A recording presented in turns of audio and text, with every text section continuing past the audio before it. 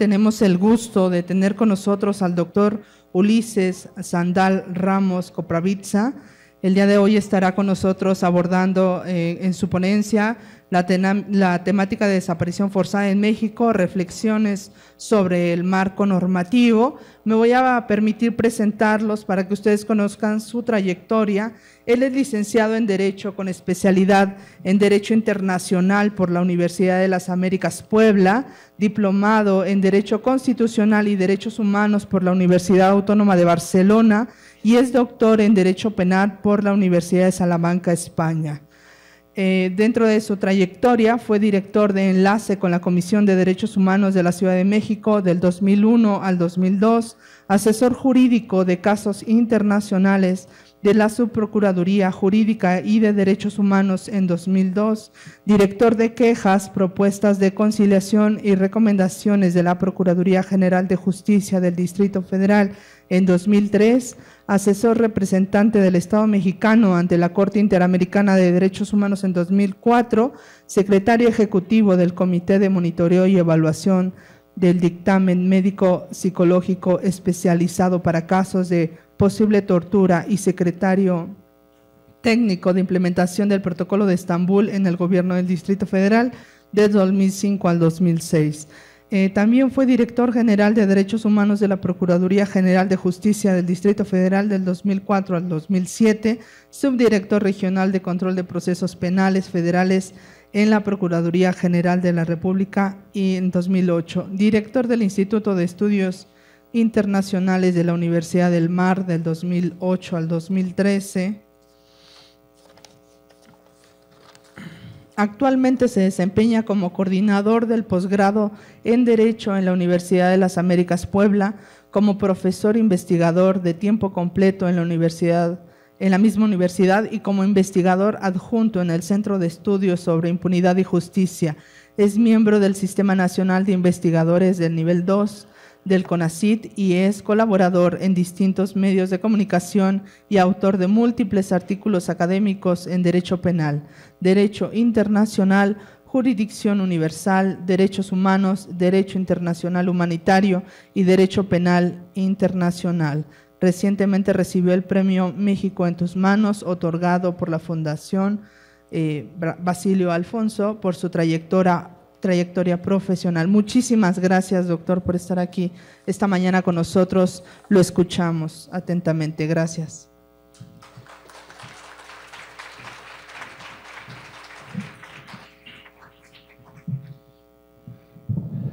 Hola, muy buenos días a todos ustedes. En primer lugar, quiero agradecer a la doctora Perla Gómez, presidenta de la Comisión de Derechos Humanos del Distrito Federal, su amable invitación para participar nuevamente con ustedes en este segundo coloquio internacional de indicadores para derechos humanos, pero no solo agradecerle a ella su amabilidad, sino por supuesto a todo el equipo de trabajo de la Comisión de Derechos Humanos, agradecerles por este gran esfuerzo y reconocerles, mejor dicho, la enorme labor que están desarrollando, porque además del trabajo que están generando, que no se detiene, están separando parte de su tiempo, de sus habilidades y capacidades para desarrollar este importante coloquio de reflexiones en torno a los indicadores en materia de derechos humanos. A todos ellos muchas felicidades por el éxito de estas jornadas del día de ayer y el día de hoy que se han venido desarrollando, y entonces pues no puedo menos que agradecerles y reconocerles en la medida de lo que signifique desde este punto de vista. También agradecerles a ustedes, sé que ya son las segundas jornadas muy intensas, agradecerles su estancia aquí con nosotros para poder intercambiar algunos puntos de vista sobre este tema que me parece que es de importancia y capital relevancia seguirlo reflexionando, particularmente el tema de las desapariciones forzadas. Dicho lo anterior, una vez que ya hemos dado los agradecimientos correspondientes y inmerecido aplauso de ustedes. Comentarles brevemente qué es lo que estamos haciendo en la Universidad de las Américas Puebla en torno a los indicadores en materia de derechos humanos. El año pasado, en el primer coloquio, tuvimos la oportunidad, un equipo de colegas y su servidor, de presentar el Índice Global de Impunidad 2015 que elabora la Universidad de las Américas Puebla junto con el Consejo Ciudadano de Impunidad y Justicia. Un segundo esfuerzo, en el 2016 se hizo un desagregado del índice de impunidad en torno a el Estado mexicano, es decir, sobre México en particular, y un desagregado de todas las entidades federativas y todavía Distrito Federal, ahora Ciudad de México, donde se analiza la impunidad no como un problema de percepción, sino se trató de buscar indicadores que nos permitieran analizarlo desde un punto de vista objetivo y básicamente en dos dimensiones importantes. La primera de ellas es una dimensión estructural que tiene que ver con las capacidades del Estado para enfrentar el problema de la impunidad y por otro lado la dimensión de la funcionalidad, es decir, cómo funcionan estas capacidades instrumentadas de las instituciones del Estado para resolver el problema. De manera intencional quedó fuera el tema de los derechos humanos. Como ustedes saben, este ejercicio impulsado por la Comisión de Derechos Humanos del Distrito Federal para crear indicadores es un problema que se ha venido discutiendo desde varios ámbitos de la sociedad, desde el ámbito estrictamente social, organizaciones de la sociedad civil, por supuesto, instituciones públicas encargadas de la protección y divulgación de los derechos humanos, tanto a nivel nacional como internacional, y por supuesto desde la academia. No es una tarea fácil ir identificando cómo poder medir, ¿no?, el tema de los derechos humanos y su relación o vínculo directo, evidentemente, con la impunidad. En este contexto, nosotros nos invitaron para presentar el Índice Global de Impunidad y el Índice de Impunidad México 2017, pero que ahora tendrá un capítulo en materia de derechos humanos. Estamos esperando que algún par de temas editoriales se resuelvan y muy probablemente estaríamos saliendo con este índice a mediados de año, probablemente entre mayo y junio. ¿Qué es lo que queremos abordar en este capítulo, en esta adenda que se va a hacer al Índice Global de Impunidad 2017 y al índice, al IGIMEX 2017 en tema de derechos humanos? Hemos decidido concentrarlo o reducirlo básicamente a tres fenómenos delictivos. El primero de ellos tiene que ver con el tema de la tortura.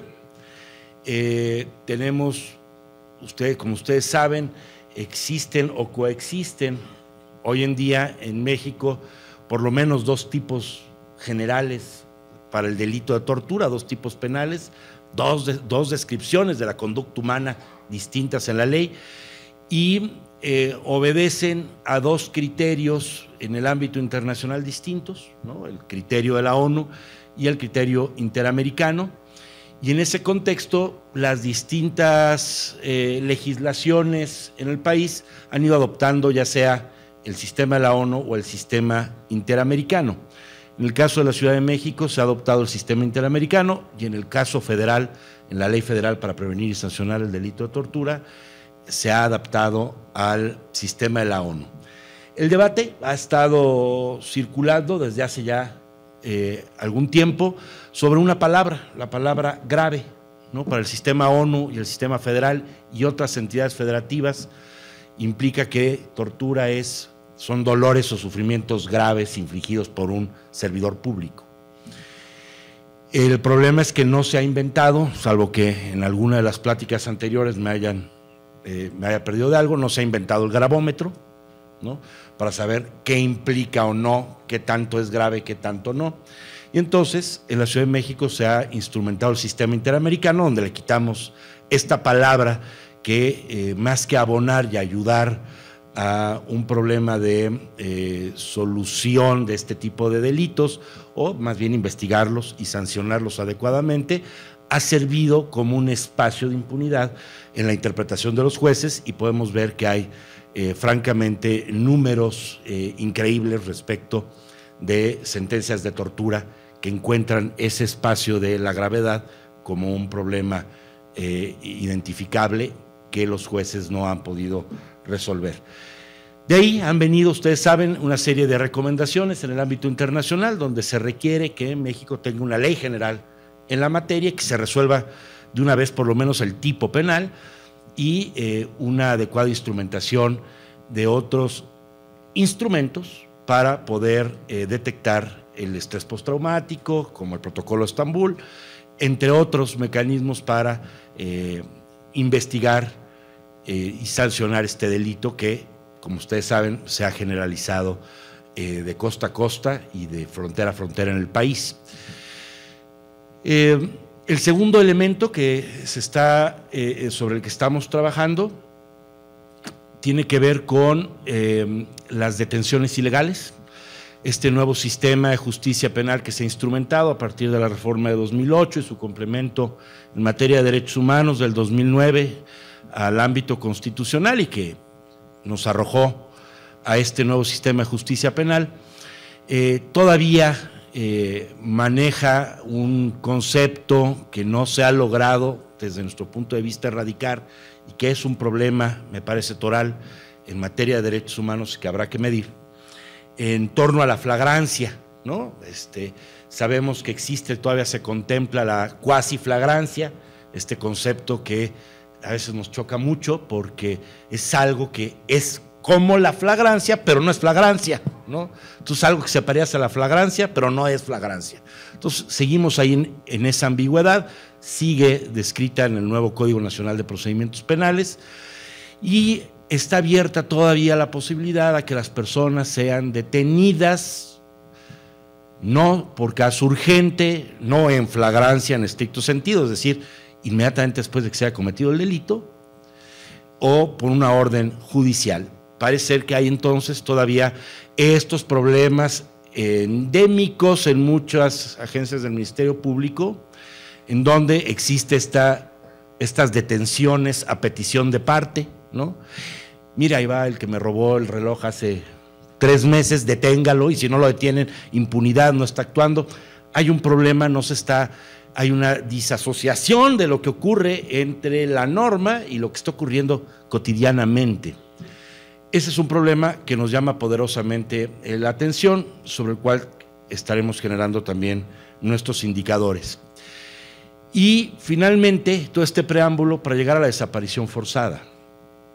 No les vengo aquí a platicar mucho o diferente o nuevo sobre lo que ya se ha discutido en distintos y muy importantes foros, de los que, insisto, la Comisión de Derechos Humanos es partícipe, pero es un tema que duele mucho a toda la sociedad mexicana, y que los números que arrojan, que son todavía inciertos sobre este delito, están a la vista de todos y se han mencionado constantemente. Aquí me voy a detener brevemente para intercambiar con ustedes un par de reflexiones sobre el marco jurídico que tenemos en materia de desaparición forzada y hacia dónde debería de ir. Se ha analizado la lege lata, que es este derecho que tenemos vigente, el derecho actual con el cual nos hemos tenido que ir manejando, que es un derecho vigente relativamente nuevo. El delito de desaparición forzada en materia penal se tipificó por primera vez a principios de siglo el Código Penal Federal, y está disasociado, está muy diferenciado, muy distante al estándar internacional. Lo dicen muchas organizaciones especialistas en derechos humanos en las diferentes sesiones que se han presentado en el año 2015 y 2016 ante la Comisión Interamericana y que se han resuelto en distintos casos ante la Corte. El tipo penal habla únicamente de un delito cometido por funcionarios públicos, es decir, que existe una identidad especial por parte del sujeto activo, y los estándares internacionales, las convenciones, particularmente la Convención Internacional para Desaparición Forzada de Personas, indica que puede también cometerse desaparición forzada con aquiescencia del Estado, es decir, con autorización, permiso o consentimiento de agentes del Estado. Esto no está en el tipo penal federal, únicamente es cometido por funcionarios públicos. Si el problema lo trasladamos a las distintas entidades federativas, nos vamos a dar cuenta que además no todas las entidades federativas lo tienen tipificado. Y las que sí lo tipificaron, recientemente, estamos hablando de estas recomendaciones tanto del Grupo de Trabajo para Desaparición Forzada y del Alto Comisionado de las Naciones Unidas, lo hicieron a partir del 2013, en términos históricos es antier. Y esta tipificación de los estados se ha hecho con base a lo que dice el Código Penal Federal, que no está en línea o unificado con lo que dice el estándar internacional. Salvo un par de casos, que es la Ley Especial de la Ciudad de México, en donde se considera efectivamente la comisión del delito cometido por aquiescencia del Estado y por particulares. Cuando este tipo delictivo se empezó a configurar en el ámbito internacional, obedecía básicamente a un problema de dictaduras, ¿no?, en donde se le atribuía todas las desapariciones a fuerzas del Estado.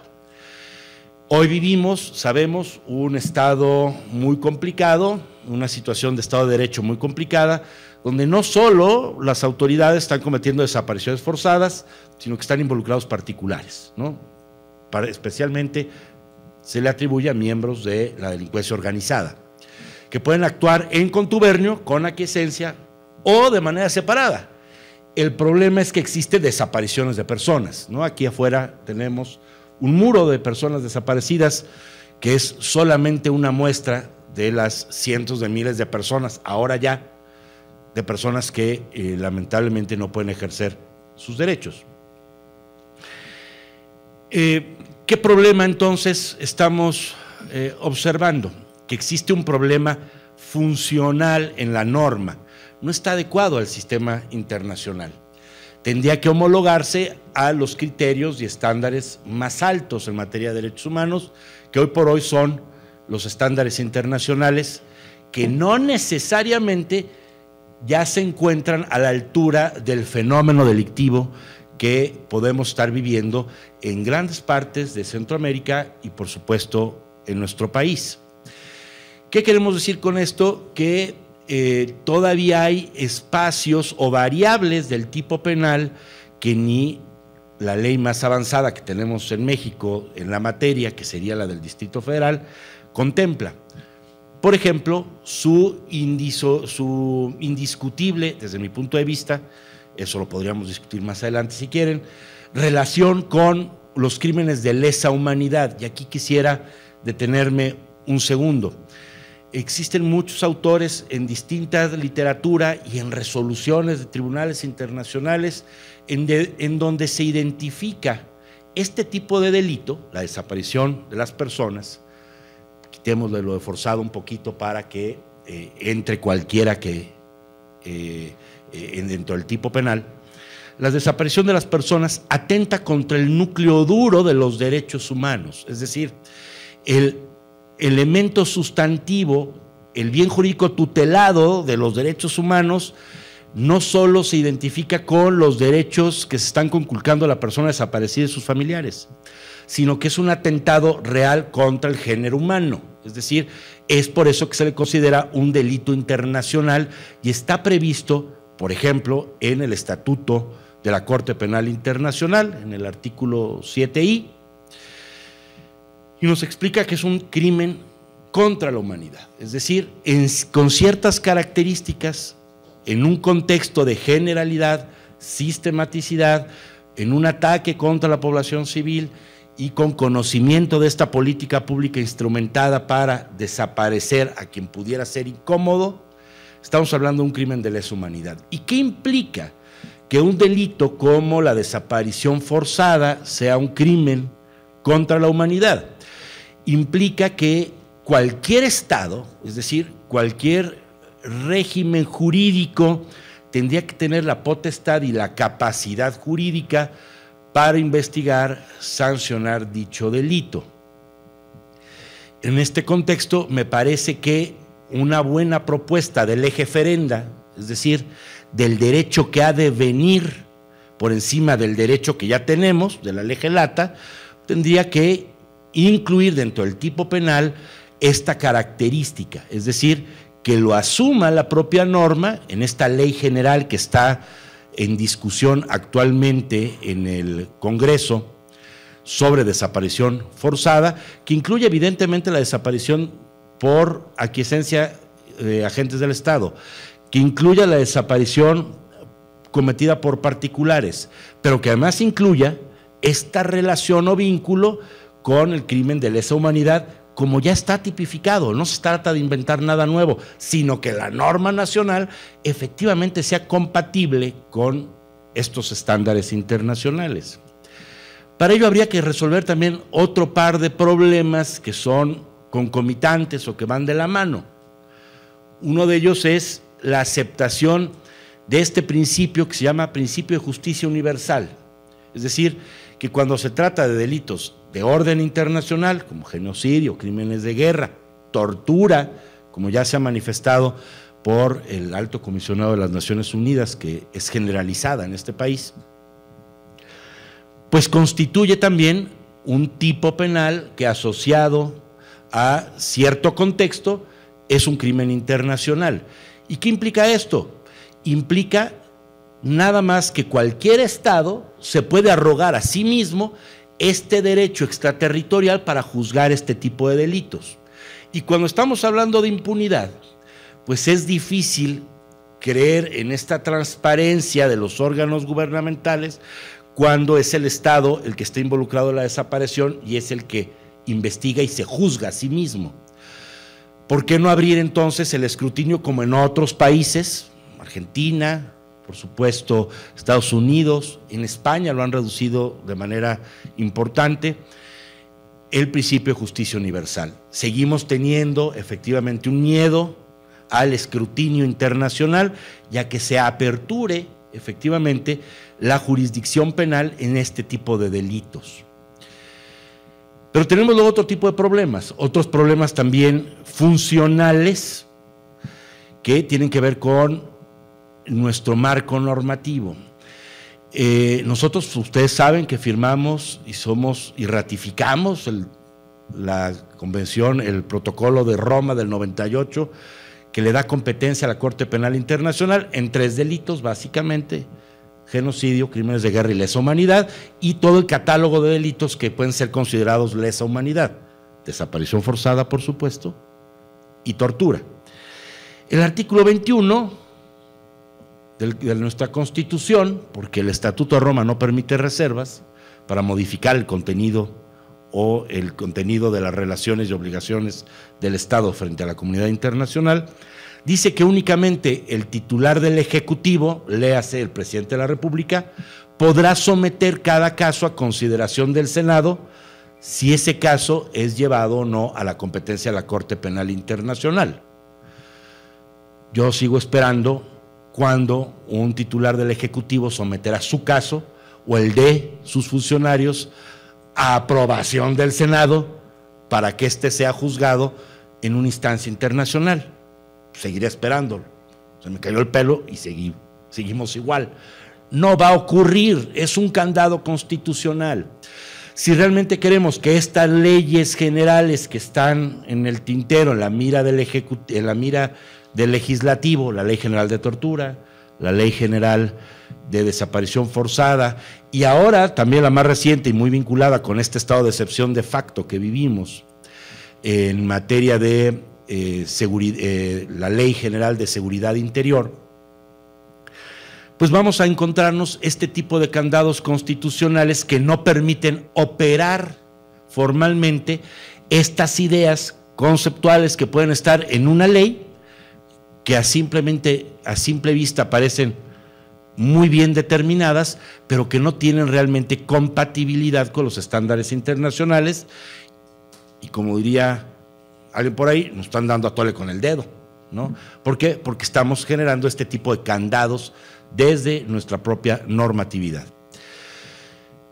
El tema del estado de excepción, con las Fuerzas Armadas haciendo funciones de policía, contraviniendo lo que dice el artículo 129, yo lo leo todos los días y no encuentro una relación de por qué tiene que estar el ejército a las calles.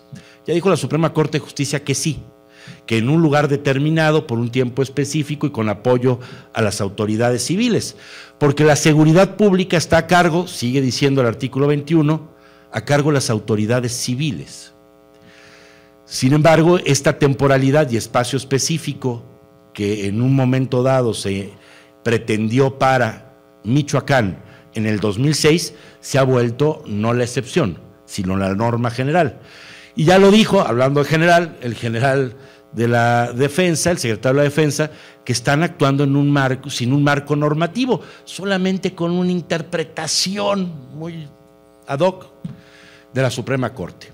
Estos son, me parece, los temas que se tendrían que ir desencadenando para poder establecer un marco normativo jurídico adecuado.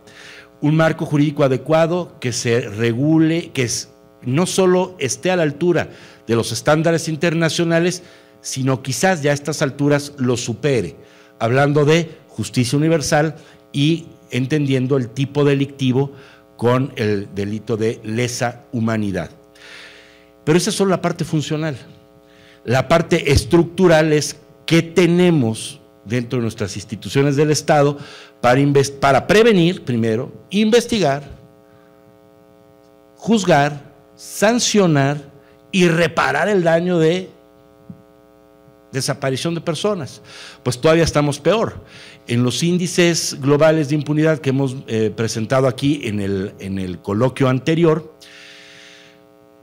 se ofrecen unas cifras que me parece nos pueden dar cuenta de este fenómeno, de cuáles son nuestras capacidades estructurales. Y la primera de ellas es en materia de ministerios públicos y de jueces. La media mundial por cada 100,000 habitantes, para no aburrirlos con muchos números, es de 17 agencias del Ministerio Público o 17 jueces para atender a 100,000 habitantes. En México estamos en 4. La distancia es kilométrica. Y el número de desapariciones, pues es muy alta. Las cifras son muy disímbolas, depende de qué organismo internacional, qué organización de la sociedad civil o qué institución pública lo esté ofreciendo. Las cifras van desde 20,000 por año a 80,000 por año. ¿Cuál es la capacidad para la atención formal de esa ausencia de habeas data, es decir, de esa falta de información y cifras específicas, y ese habeas corpus, dónde está el cuerpo, dónde está la persona, y el ejercicio de sus derechos en torno a estas ausencias? La cifra es dramática. Me parece que el Centro Pro Derechos Humanos, en una de las audiencias recientes o más recientes el año pasado ante la Comisión Interamericana, las cifras de desaparecidos contra averiguaciones previas, ahora carpetas de investigación instrumentadas, y sentencias resueltas por desapariciones no llenan las dos palmas de la mano. Es decir, estamos hablando de 7 u 8 sentencias por este delito versus el universo de personas desaparecidas. Tenemos un problema estructural muy grande. Sabemos que no tenemos un centro nacional de forense que tenga efectivamente las capacidades técnicas objetivas necesarias para atender el problema extraordinario que vive este país. Tenemos otro problema estructural. En este contexto, y ya para finalizar, no me prometí que no iba a romper con la buena dinámica de tiempos cumplidos, y a lo mejor tener la oportunidad de que podamos compartir un par de reflexiones. ¿Cuál es el problema de la impunidad con la desaparición forzada? Pues el problema de impunidad es absoluto, es categórico, es 100. Mientras no aparezca la persona, existe un grado de impunidad rampante, y si no hay una sanción, pues sigue manifestándose. Esto no va a poder resolverse hasta que no aparezca la persona y no haya una sentencia firme en contra del culpable. ¿Qué sí se podría entonces medir para tratar de reducir esos parámetros y esos números de impunidad absoluta? Pues precisamente la modificación normativa, es decir, el marco jurídico que se adecue a los estándares internacionales, y segundo, la instrumentación y la puesta en marcha de estas instituciones de las cuales ya han dado cuenta los distintos organismos de derechos humanos públicos en el país, las organizaciones de la sociedad civil especializadas en desaparición forzada, en tortura, y por supuesto los organismos internacionales. Entre ellos, por supuesto, el Centro Nacional Forense, con esta capacidad, y además los cuerpos de investigación especializado que tengan la capacidad para atender todo este tipo de delitos. Hasta aquí dejo mi intervención, y pues me gustaría que pudiéramos compartir algún par de reflexiones. Muchas gracias por su atención. Felicidades por este ejercicio.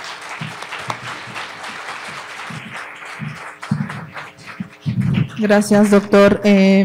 Lamentamos mucho tener poco tiempo. Se generaron varias preguntas, las cuales le haremos llegar para que las pueda contestar. Tenemos aquí, hemos seleccionado al menos una, y dice así: ¿cómo identificar aquellos elementos que inciden en la desaparición forzada y traducirla en indicadores? ¿Qué tipo de fuentes de información serían pertinentes para identificar esta información?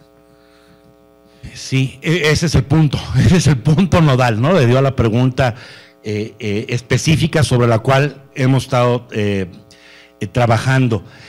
Evidentemente tendríamos que ubicar como fuentes de información las existentes, ¿no? ¿Cuáles? Todas las posibles en un método sistemático. Secretaría, las oficiales, todas, no voy a denunciar todas las secretarías, pero todas las oficiales nacionales, estatales, por supuesto, en sus distintos rubros de policía, de investigación y de administración de justicia. Pero también tendríamos que tomar en consideración precisamente estas organizaciones de la sociedad civil que viven de primera mano el drama y la denuncia de los familiares de aquellos que están desaparecidos y que tienen sus propios números. Ese es otro dato y fuente de información a contrastar necesariamente. Las organizaciones protectoras de derechos humanos, le voy a poner el tilde de oficiales, como las comisiones estatales, la nacional y la Ciudad de México, ofrecen datos también que tienen que ser contrastados y cotejados. El ámbito internacional, sin duda, nos ofrece también un reflejo de otras organizaciones no gubernamentales y organismos regionales e internacionales que tienen también sus datos. Habrá que cotejar todos estos. Habrá que empezar a distinguir cuáles obedecen a desaparición forzada, estrictamente con este tipo penal relativo a funcionarios públicos, es decir, la identidad especial, y eso solo puede ser a través de los datos oficiales que se puedan ir teniendo. Luego ahí tendremos que empezar a ubicar aquellas que son con aquiescencia y aquellas que pueden ser producto de una desaparición cometida por particulares. La cifra es muy incierta, pero tendremos que partir necesariamente en un primer acercamiento de esos datos. No poder, un centro y la propia universidad no tiene capacidad para formar sus propios datos a nivel nacional. es una tarea que simplemente no estaría a discusión en nuestras manos, a efecto de poder tener una cierta cifra. Y finalmente, la última cuestión que quisiera dejar aclarada es que buscamos analizar, por un lado, la estructura, cuáles son las instituciones y con qué cuenta para enfrentar el delito, y la funcionalidad, es decir, el tipo y si el tipo penal es eficaz respecto de su instrumentación y se logran ciertos resultados. Me dicen que se nos acabó el tiempo, yo me las llevo y dejaré, por supuesto, mi correo electrónico para poder seguir debatiendo sobre el tema. Muchas gracias. Muchísimas gracias, doctor Ulises, por sus aportaciones al segundo Congreso Internacional de Indicadores en Derechos Humanos. Por parte del comité organizador tenemos un reconocimiento y una constancia. Gracias, doctor, gracias a todos.